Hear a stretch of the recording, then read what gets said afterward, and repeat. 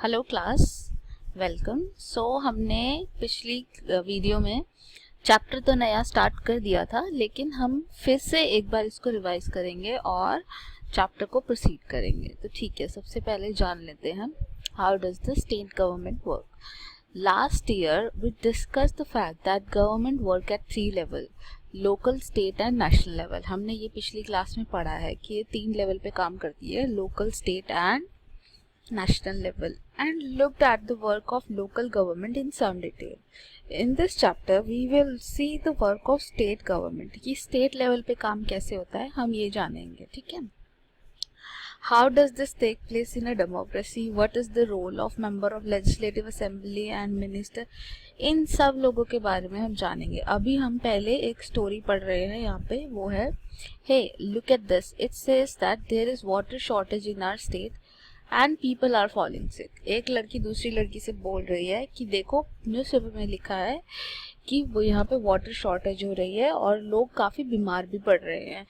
In many village people were found to be drinking unclean water, streams have dried up and so have tank. In the worst affected area, villagers have been carrying water across great distances. इस newspaper report में लिखा है कि unclean water P रहे हैं लोग। जो streams हैं, मतलब जो नदी वगैरह हैं, वो ड्राई अप हो चुकी हैं, सूख चुकी हैं, टैंक्स ख़त्म हो चुके हैं, सूख चुके हैं, जो वेल वगैरह होते हैं वो सूख चुके हैं। एंड और भी बुरी सिचुएशन ये है कि जो लोग हैं वो वाटर दूर दूर तक भर के लेके जा रहे हैं।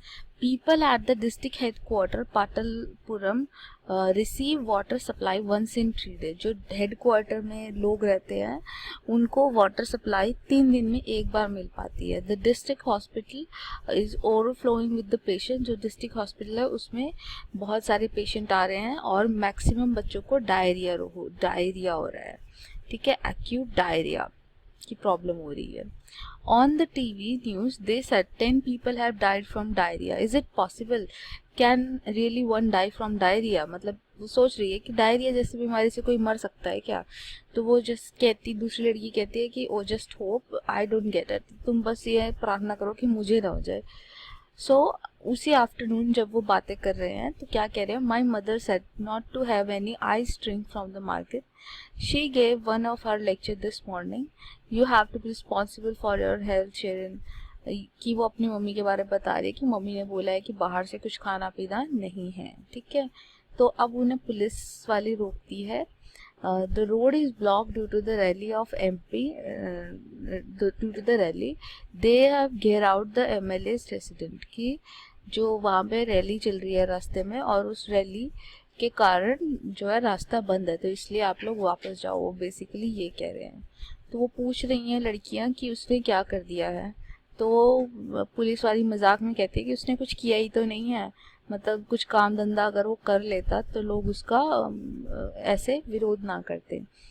तो कुछ लोग एमएलए से कह रहे हैं कि उन्हें रिस्पॉन्सिबिलिटी उठानी चाहिए, पब्लिक हेल्थ सिचुएशन को देखना चाहिए वगैरह वगैरह।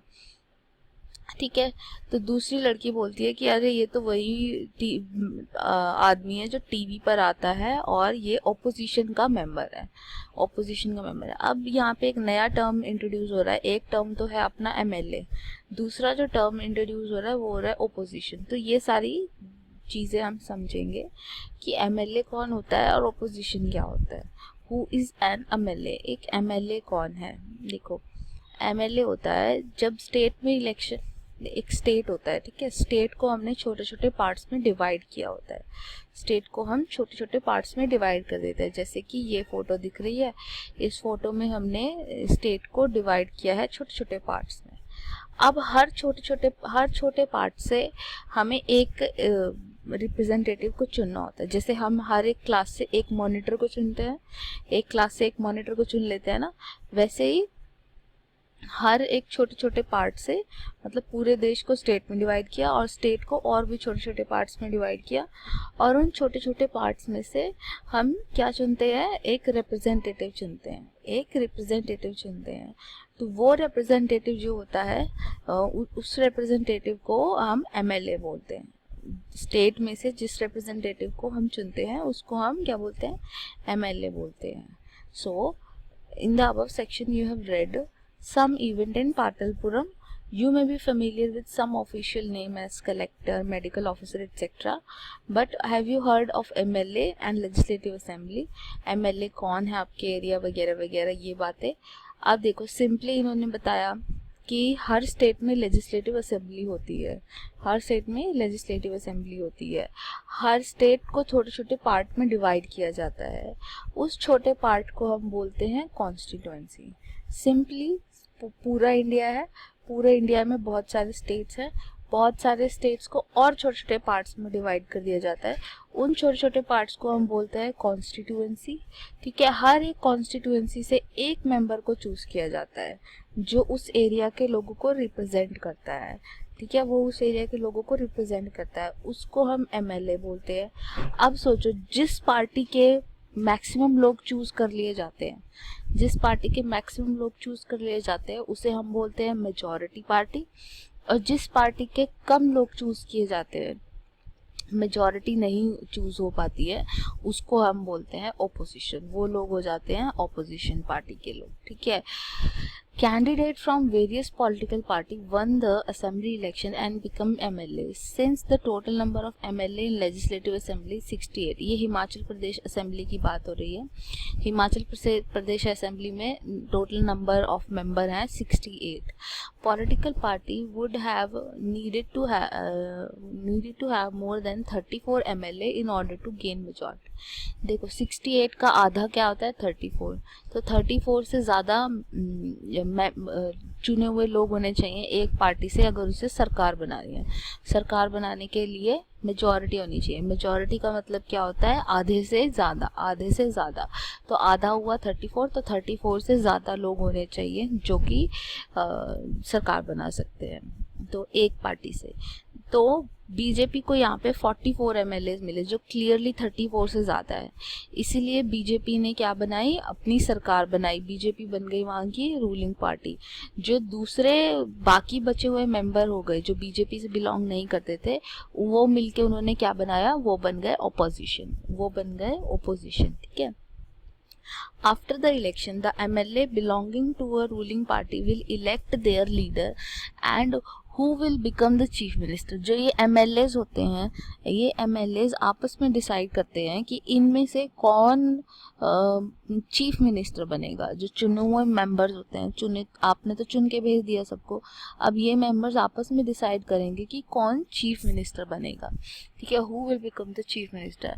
इन this case the BJP chose Shri Jairam Thakur as the leader and he became the chief minister.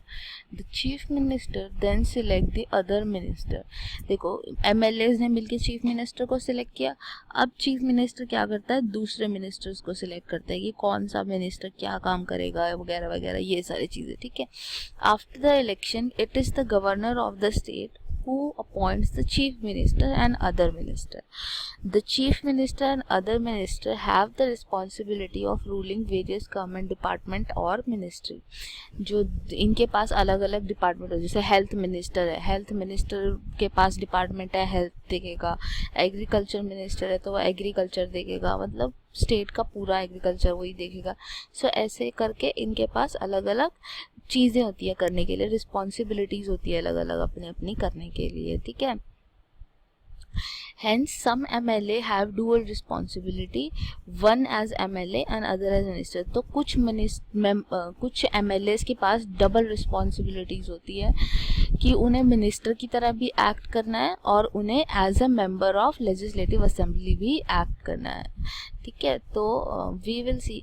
अब डिबेट होती है लेजिस्लेटिव असेंबली में कैसे कोई भी मुद्दा जो लेजिस्लेटिव असेंबली में होता है उसको डिबेट के द्वारा सॉर्ट किया जाता है. ठीक है, डिबेट के द्वारा सॉर्ट किया जाता है. अब कैसे होता है debate. Afreen Sujata and many other students from their school traveled to the state capital to visit the legislative assembly, which was housed in an impressive building.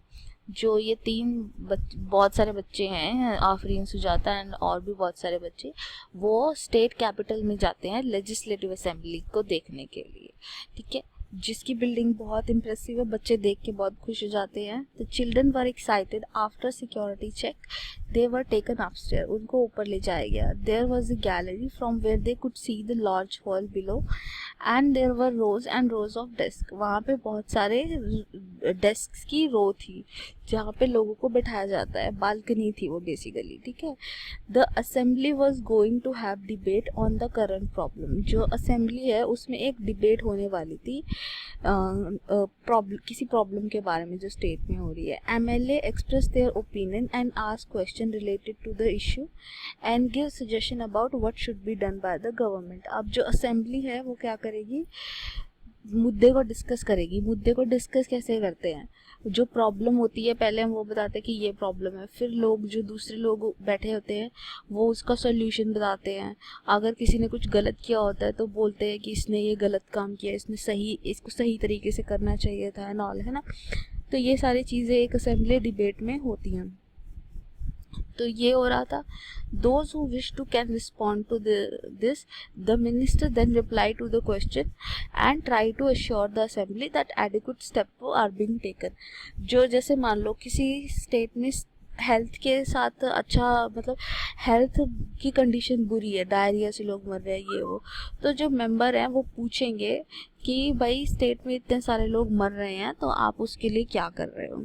तो जो मिनिस्टर है वो बताएगा कि वो क्या कर रहा है और कैसे वो इन डेथ्स को रोकेगा. मतलब वो सारी चीज़ें फिर उनको अश्योर करेगा कि कैसे स्टेट में हेल्थ वापस से आएगा. ऐसे ही कोई भी मिनिस्ट्री हो सकती है, कोई भी प्रॉब्लम हो सकती है. ये तो सिर्फ एक एग्जांपल था. फिर the chief minister and other minister have to take decision and run the government. जो चीफ मिनिस्टर हैं, दूसरे लोग हैं, उन्हें डिसीजन लेने होते हैं बहुत बड़े बड़े कि देश में कि स्टेट में क्या पॉलिसी चलेगी क्या नहीं चलेगी, और इस तरह से उन्हें गवर्नमेंट चलानी होती है. We usually hear about them or see them in the news channels or in the papers. हम उनको यूजली देखते हैं न्यूज़ चैनल और पेपर वगैरह में कि वो लोग अपनी डिबेट कर रहे होते हैं कि हाँ देश में ये होना चाहिए, स्टेट में ये होना चाहिए, ऐसे करना चाहिए, वैसे करना चाहिए. However, whatever decisions are being taken have to be approved by member of legislative assembly.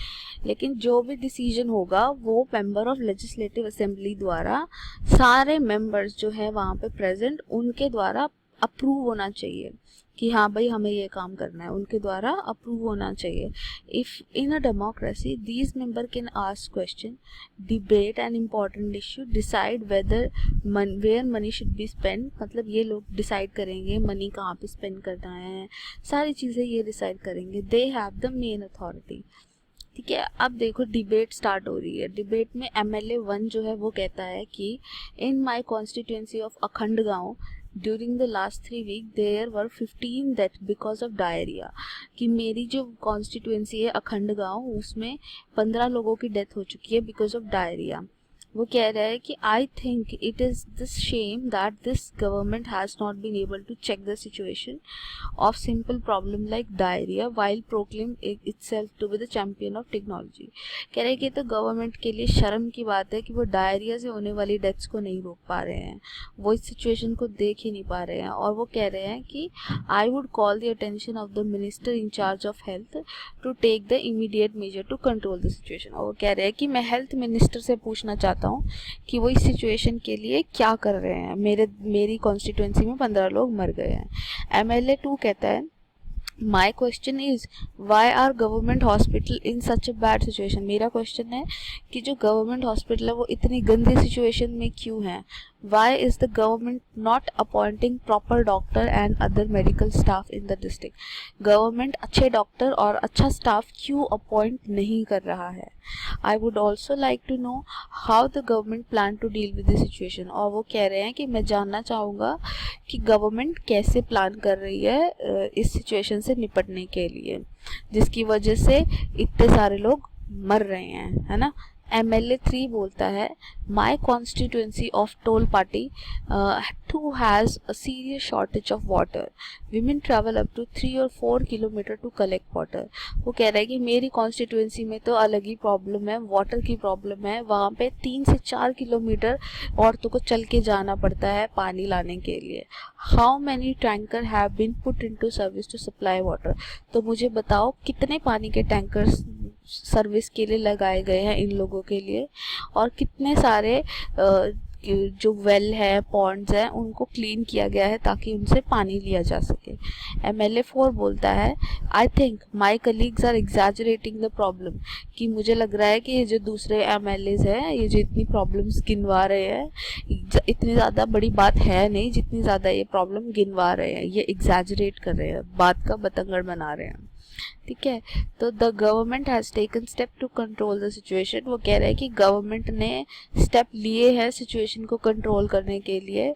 Water tanker भेजी गए हैं, ORS पैकेट दिए गए हैं, जब किसी को डायरिया वगैरह होता है तो ORS के पैकेट देते हैं ना, तो वो सब। The government is doing everything possible to help the people. ये गवर्नमेंट सब कुछ कर रही है जो भी हेल्प करने के लिए किया जा सकता है। मेंबर 5 बोल रहा है, we have very poor facilities in our hospital. There are hospitals that do not have doctor and no medical staff has been appointed for the last few years. हमारे पास बहुत पुअर फैसिलिटी है और हमारे पास तो doctor भी नहीं है, कोई मेडिकल स्टाफ भी नहीं है कुछ सालों से। In other hospital the doctor has gone on longly, this is shame. कि तो बिल्कुल शर्म की बात है कि हमारे उसमें कॉन्स्टिट्यूएंसी में इतनी बुरी हालत हो रही है लोगों की और डॉक्टर छुट्टियां मनाने गए हुए हैं। I think the situation is going bad to worse, situation बुरी होती जा रही है। Are we going to ensure that ये जो ORS पैकेट आप बोल रहे हो कि लोगों को ORS पैकेट दिए जा रहे हैं, ये ORS पैकेट सब सच्ची में लोगों को मिल रहे हैं या नहीं मिल रहे हैं? क्या तो जो MLA 6 है वो बोलता है कि the opposition member are unnecessarily blaming the government, कि जो ओपोजिशन के मेंबर है वो तो बिना बात ही गवर्नमेंट को एक्यूज कर रहे हैं। The previous government did not pay attention to sanitation, जो पुरानी गवर्नमेंट थी उसने सैनिटेशन पे ध्यान नहीं दिया, साफ़ सफाई पे ध्यान नहीं दिया, और अब हम सारी जो भी कूड़ा करकट है उसको साफ़ करते हुए जा रहे हैं। ठीक है, इस तरह से एक असेंबली में डिबेट हो रही है। ये डिबेट के द्वारा, डिस्कशन के द्वारा प्रॉब्लम को हल करने का सोचा जा रहा है कि क्या करना चाहिए, कैसे करना चाहिए। हर किसी से पूछ रहे हैं कि उनके एरिया में क्या प्रॉब्लम है, हर कोई बता रहा है उनके एरिया में ये प्रॉब्लम है और लोग सोल्यूशन दे रहे हैं। फिर इस तरह से हम फाइंड आउट करते हैं कि क्या करना चाहिए और क्या नहीं करना चाहिए। ये होती है हमारी डिबेट। अभी के लिए इतना काफ़ी है, कोई डाउट है तो मुझसे ज़रूर पूछिए। Thank you so much.